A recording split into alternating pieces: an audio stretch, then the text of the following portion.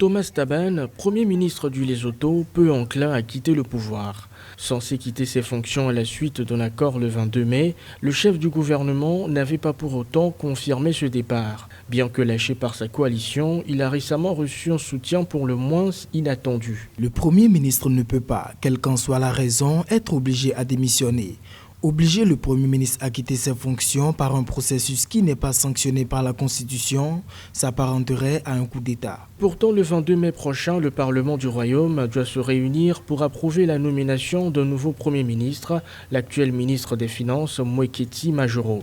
Nomination qui, de toute évidence, n'entre pas en conformité avec le calendrier fixé par Thomas Thabane, qui, pour rappel, est accusé du meurtre de son ex-femme en juin 2017. Lorsque le procureur général de la République estime que les choses devraient se dérouler conformément à la Constitution, la même Constitution garantit les droits, l'accès à la justice à tous les citoyens basotho de la même manière. Or, le Premier ministre est accusé de quelque chose de grave. Il était en contact avec les meurtriers de son ex-femme. Est-il coupable? Non, il bénéficie d'une certaine présomption d'innocence, mais en dehors du pouvoir, il risque de se retrouver devant les juges et d'être éventuellement condamné si sa culpabilité est prouvée. Le mandat de Thomas Thabane à la tête du gouvernement devait, pour rappel, prendre fin en 2022. Mais âgé de 80 ans, le chef du gouvernement a toujours martelé qu'il quitterait ses fonctions plus tôt, en juillet 2020, notamment en raison de son âge.